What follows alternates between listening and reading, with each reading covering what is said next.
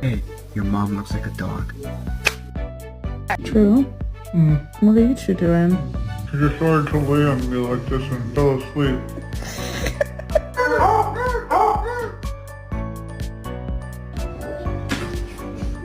Ooh, Charlie.